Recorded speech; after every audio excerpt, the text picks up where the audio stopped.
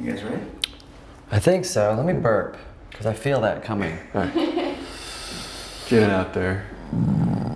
I did an interview with someone yesterday that had to like spit up something before, and it wasn't pleasant. She's like a pretty young girl that needed to deal with it. And like, No, right. all right, we good? I am awake. Get a little closer. Yes, yes, yes. I'm okay. Rolling. All right. You are tall. I am. How tall are you?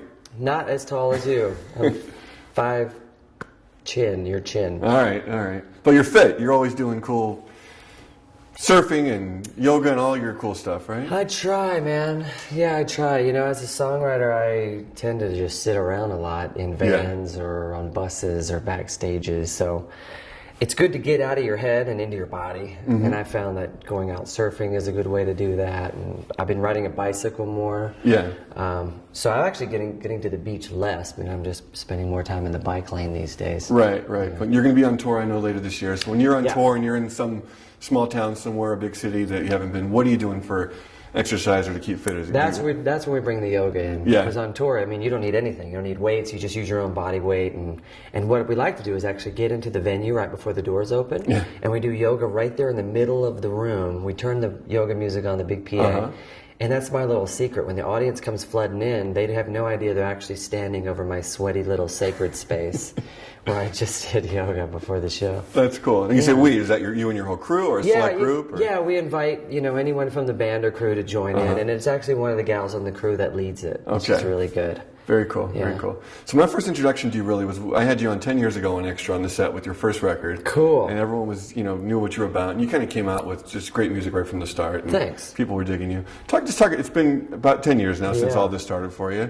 If you can just kind of, I know it's hard to do, put into words, just kind of this trajectory. It's just getting bigger and better and greater with every record, and more fans have been coming on to the Jason Mraz fold. Wow, the trajectory of 10 years. Even I don't recall what's happened in 10 years, but it's been a ride, man, that's for sure. I've been grateful to keep writing music and finding an audience for it. Because I'm always going to write. I feel that's something that I do for my own understanding of how the world works and my place in it. And I try to do so in a way that's from the heart and then just put it out there in the world and see who wants it. So I'm grateful that I've had a team around me that share the same dream. This is my 4th album that's coming out in 10 years. Of course, we've had lots of live albums. Yeah. There's been tons of touring over the last 10 years, but I've also been given a lot of time to start a farm in San Diego and start a foundation. I've been through 4 different bands for every album. I've been through maybe a half dozen girlfriends. I've lost some family members in those 10 years who were dear to me. When I first started doing all this, I was a cigarette smoker, and I just wanted to write and entertain. But now I'm trying. 10 years later, I feel I'm a little more conscious about what I'm doing to my body, and also conscious of the words and the music that I'm putting out in the world. So it's really thanks to the last 10 years of listenership that's made me a more responsible global citizen. Yeah. But it's also because your success based on great music has turned people on to what you do, and you could then turn people on to all this great. Yeah, I mean, we feed each other, and while I go out in the world and travel around and learn about all kinds of things, I try not to come back and sing about issues. I come back and just sing about what hopefully is a way that wakes up someone's heart or into a way of just living responsibly, whether it's for your own responsibilities of your own dreams and health, or if it's to actually think about the world around you and your place in it. So, it's been through my travels that inspire me, and then hopefully my music inspires those on my travels, and that's how it all works. Yeah. You know? How do you hope this album inspires people specifically, if you can talk about this record? You know what, and this is going to sound weird, but I feel like I write the same album all the time, over and over again, just through different filters. Like, I've always written love songs, but through different filters. It's, the filter of relationship, or love of the environment, or love of oneself in order to pursue that dream, to really not give up on yourself. And that's really what this album is about. I thought, okay, well, if I'm always writing about love, maybe I can write a specific love-themed album. And the album, for me, started with this artwork, actually. I saw these shapes in that order, and I said, wow, I can see love in that. in that image. I said, wait a minute, if I can see love in that image, which is just shapes, right, then I should also be able to see love in someone else, or in the mirror, or in the world around me. Mm-hmm. And so I said, that's what this album is going to be, is about how we choose love every day. And you know, when we first fall in love, the first 6 months are amazing, and then suddenly routine happens, or you stop seeing that person as the perfect partner, and oftentimes we might break up or whatever. Right. So what is it that we choose love and then we stop choosing love? So this album was really about that, and taking that extra step to choose it again, or to be okay with not choosing it as well. So this is about love. This album is about love. Yeah, and then having these songs now that you're going to take with you on the road for this tour and probably years to come. Yeah. When you're playing these songs to a crowd, and they're about love, and some of it may be personal, some of it maybe isn't, everyone makes their own thing out of it. Yeah. How does that affect you every time you play that kind of song? Well, I love it because, you know, I've learned also in the last 10 years I'm only going to put songs on the album that I'm going to love playing live. Yeah. And that's how I know what to put on the record. It's like, if I finish writing a song and I can't wait to play it again, man, I know something's good about it. So taking it onto the stage night after night is such a good feeling, because these songs become my mantras. They become affirmations. You know, when I sing I Won't Give Up night after night, I'm not giving up. I'm actually out there in the world not giving up on something. And that's such a great feeling. And then also, on my last album, when I'm Yours got so big, it had nothing to do with me. I would watch the audience turn and sing it to each other. And that's when I really woke up to the power of songwriting and how words could empower a listener. And it has nothing to do with who Jason Mraz is. Yeah. This is just about a certain combination of words and the right attitude being shared by as a collective. And so, again, with this new album, I wanted to have that kind of approach. Like, this isn't about me, even though I'm writing from my own personal experiences. Yeah. You don't have to know who I am to like the music, you know, and to understand that it's about a human experience. I've always found that fascinating. Certain artists of your caliber, when they get to that level, when they can have a song that's that huge, and an album that's that huge, when they say that the song becomes, it's now your song, you truly mean it. Yeah. In a lot of ways, it's really their song now. Yeah, I mean, honestly, there's so many covers of I'm Yours on YouTube that I feel like I'm just doing a cover of it now. Because there's so many great versions. Even I Won't Give Up is on YouTube all over the place with great covers. Yeah.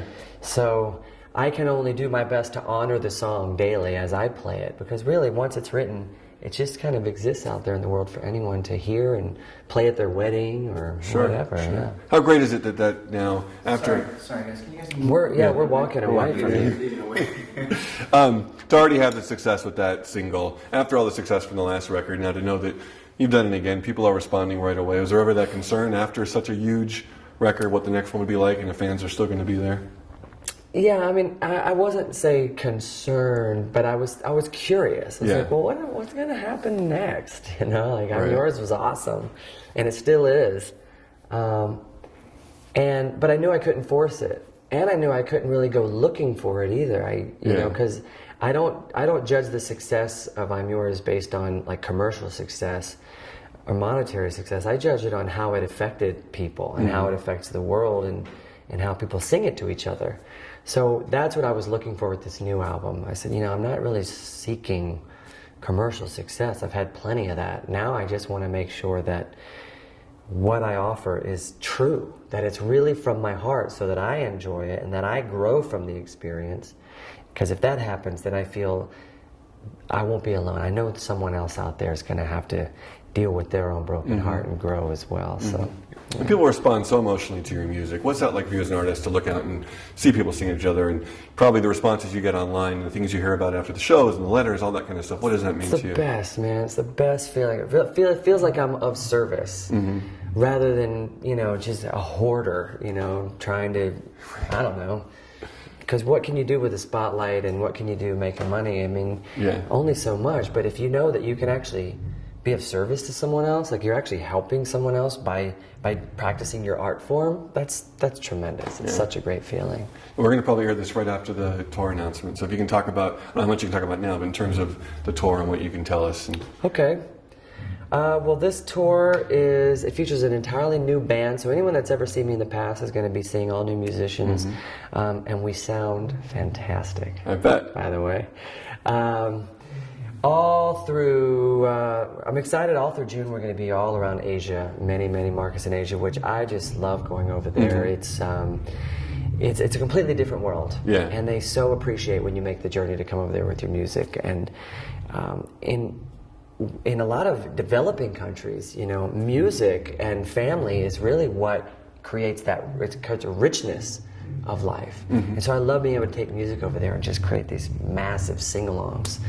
We're going to be all across the United States from August through October, probably coming to every city, or at least a few hours drivable from everyone. Right. And elsewhere around the world in the months to follow. And we'll be bringing this album to life, Love is a Four-Letter Word, as well as favorites from all of our other albums. So I won't be leaving the old songs out. And and it'll be our biggest tour to date. You know, we've always played theaters or, you know, just snuck around, but this time we're going to be showing up big. Some big places, yeah. Very cool. And lastly, some farming tips, some avocado tips. What do I need to know to go the right? When I bought my avocado farm, the gentleman I bought it from, he says, "Do you know anything about avocados, son?" I said, "No, sir, I don't." And he said, "Good, because these trees do it all by themselves." And they really do. So if you just monitor the water, give them light showers, because the avocado is actually a southern hemisphere tropical fruit, but it was brought to the northern hemisphere and found it could be grown in warm temperatures. So you kind of fake out you water it like it would be a flash rain in the tropics. Just a little bit of that. Right. Give it some organic compost, big fat fruit, a couple times a year, you're all right. There you go. Yeah, and you don't even need a recipe. Just take it right off the tree, mash it up, eat it raw. It's got everything you need. Very cool. Yeah, man. Very cool. All right, Jason. Cool. Pleasure. Thank Do a you. quick little thing in the camera with you, if you don't mind. No problem. Scoot over a little bit this way and get the album cover. There Cool. You go. Perfect. I'm going to do something like, hello, we're talking love and avocados or something. And Sweet. You can say whatever you want or nothing. Okay. All right. Give me 1 second.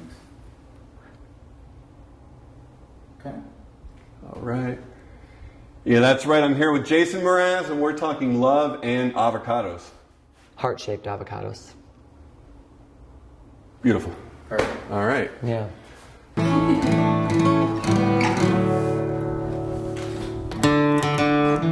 You rolling? Rolling. Cool.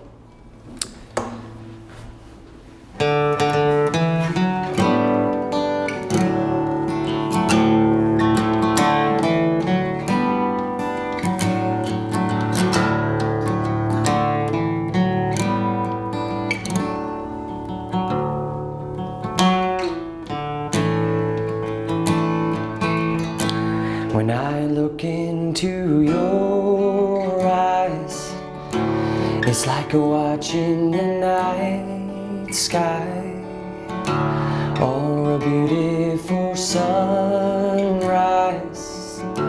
There's so much they hold, and I won't give up on us, even if the skies get rough. I'm giving you all my love.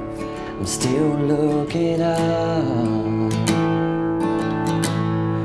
and when you're needing your space to do some navigating, I'll be here patiently waiting to see what you find. 'Cause even the stars, they burn. Some even fall to the earth. We got a lot to learn. God knows we're worth it. No, I won't give up. I don't wanna be someone who walks away so easily. I'm here to stay and make the difference that I can make. Our differences, they do a lot to teach us how to use the tools and gifts we got here. We got a lot at stake. And in the end, you're still my friend. At least we did intend for us to work. We didn't break, we didn't burn. We had to learn how to bend without the world caving in. I had to learn what I got and who I am. I won't give up on us, even if the skies get rough. I'm giving you all my love. I'm still looking up, still looking up. Well, I won't give up on us. God knows I'm tough enough. We got a lot to learn. God knows we're worth it. No, I won't.